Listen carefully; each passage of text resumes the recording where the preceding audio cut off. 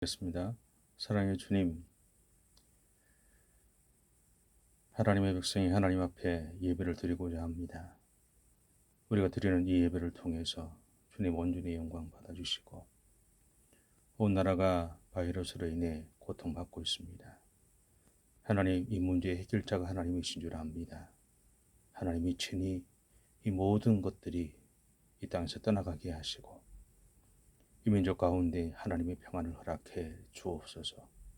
무엇보다 주님, 우리가 드린 이 예배를 통해서 온전히 영광 받아 주옵소서.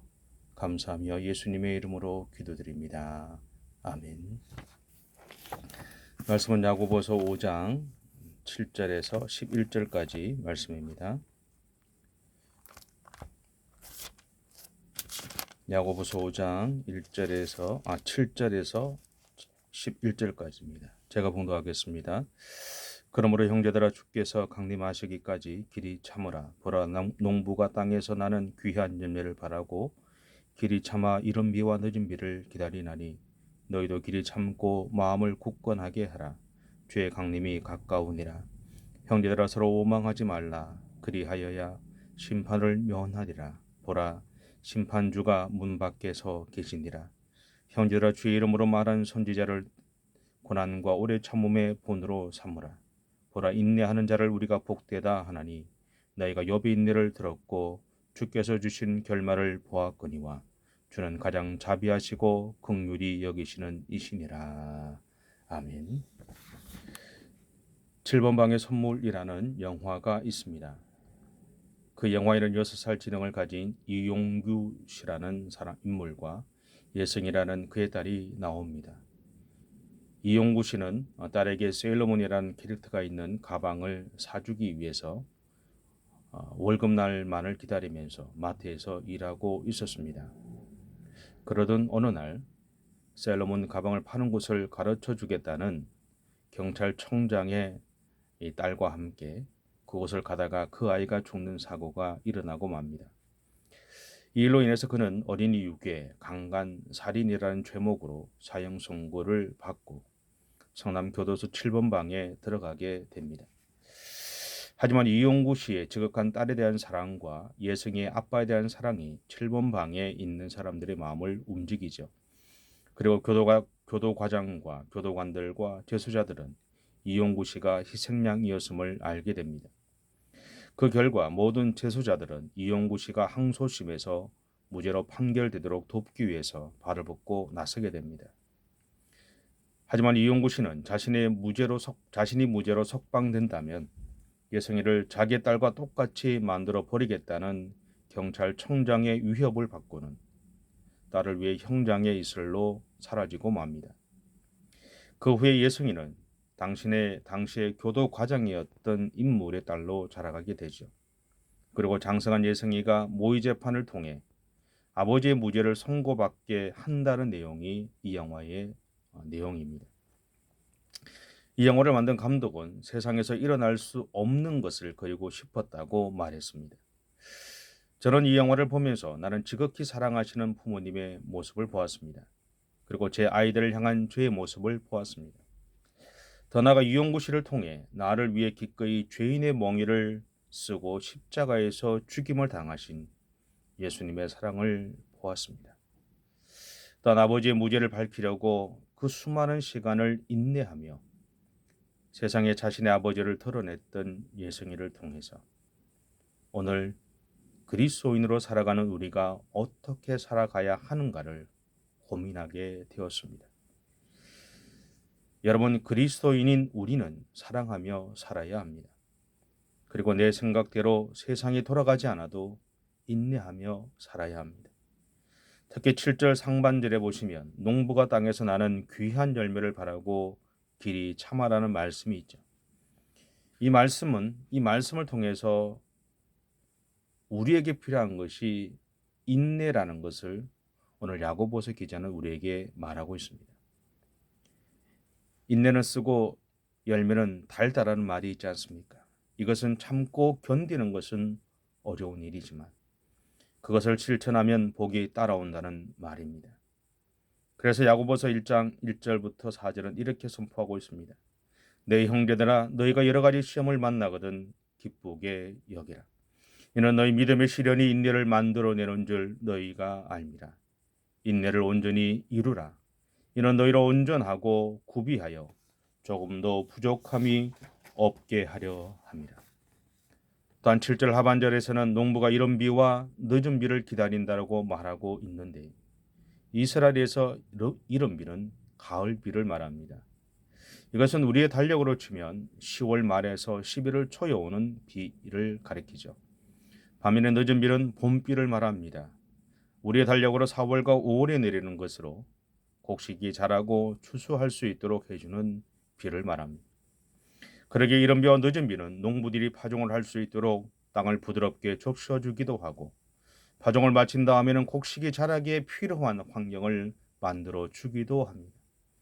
따라서 농부가 이른 비와 늦은 비를 기다린다는 것은 우리가 추수를 하기 위해 필요한 것들을 하나님께서 공급해 주실 것을 신뢰한다는 말인 동시에 하나님을 향한 믿음을 고백하는 말입니다. 특히 늦은 비와 이른 비는 이스라엘의 우기를 말하는데 그래서 어떤 신학자들은 이것을 오순절의 성령 강림과 말세 이말 성령 강림의 그림자라고 해석하기도 합니다. 어쨌든 8절에서 야고보는 이렇게 고면합니다. 너희도 길이 참고 마음을 굳건하게 하라. 이것은 당시 그리스도인들에게 예수님의 재림이 임박했음을 말하면서 그들에게 지금의 고난을 인내함으로 이겨나가라는 격려입니다. 또한 이 말에는 하나님의 은혜를 계속 구하면서 믿음의 경주를 달려가라는 뜻도 포함되어 있습니다. 그러므로 우리 인생에서 어렵고 힘든 일이 산적해 있지만 특히 현재는 코로나로 인해 온 국민이 힘겨워하는 현실 속에 살고 있지만 우리는 이 문제만을 보는 것이 아니라 이것을 통해 오늘 나에게 하시는 하나님의 음성을 듣고 하나님의 마음을 찾으면서 이것을 해결하기를 원하시는 하나님을 향한 믿음의 삶을 살아가야 합니다. 저는 가끔 일어나는 이 코로나의 사건들을 바라보면서 이런 생각이 들었습니다. 신천지를 까발리는 하나님의 일하심 그것도 있죠. 그런데 정작 오늘 나에게 하시는 하나님의 마음이 있다라는 거죠. 네가 다시 네 죄를 회복하고 회개하고 하나님을 기억하지 못하고 하나님의 뜻대로 살아가지 못했던 내 마음대로 살아가려고 내 욕심대로 달려가고자 했던 네 마음을 다시 내 앞에 내어놓고 너의 믿음의 길들을 다시 정립한 다음에 하나님 중심의 믿음의 길을 가기를 원하시는 하나님의 모습을 깨닫게 되었습니다. 저도 그렇고 우리 모든 성도들이 그런 하나님의 마음에 주목할 수 있는 시간이 되기를 바랍니다. 다음 구절은 이렇게 말합니다. 형제들아 서로 원망하지 마라. 우리가 누군가를 향해 비난하는 일은 쉽습니다. 특히 우리는 무엇인가 책임을 져야 할 상황에서 너무나 쉽게 다른 사람에게 그 책임을 돌리기도 하고 다른 사람을 비난하는 과정을 통해 나를 향한 비난의 화살을 피해가려고 합니다. 그런데 서로를 향한 이러한 비난은 결국 공멸을 가져올 뿐입니다.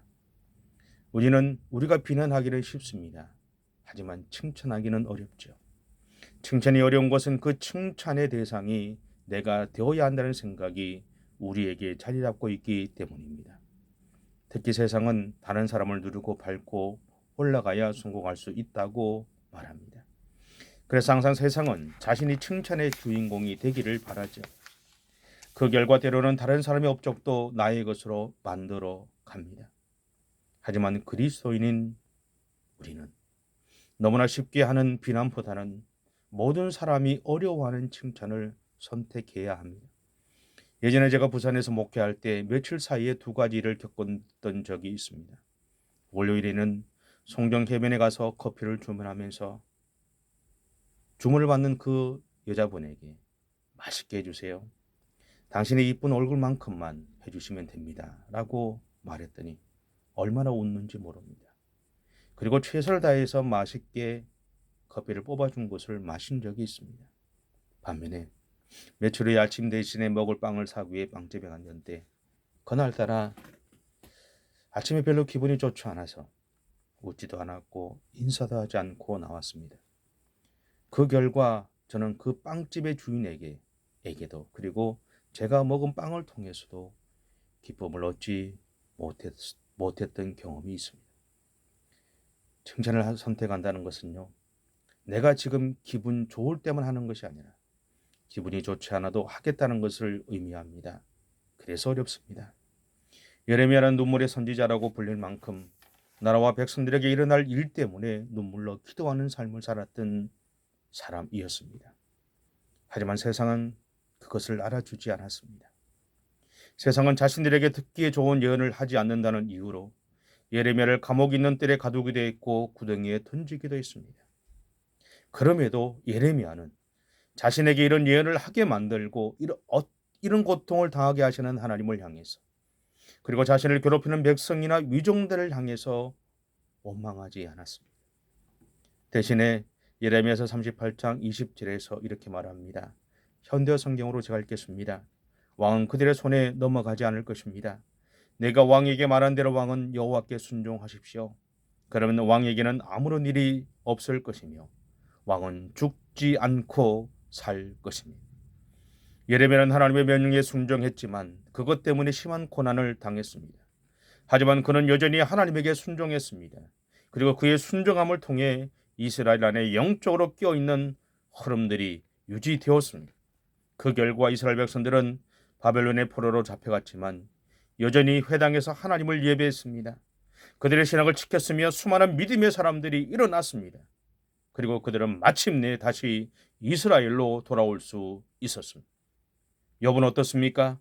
일순간 자신이 가진 모든 것을 잃어버렸습니다.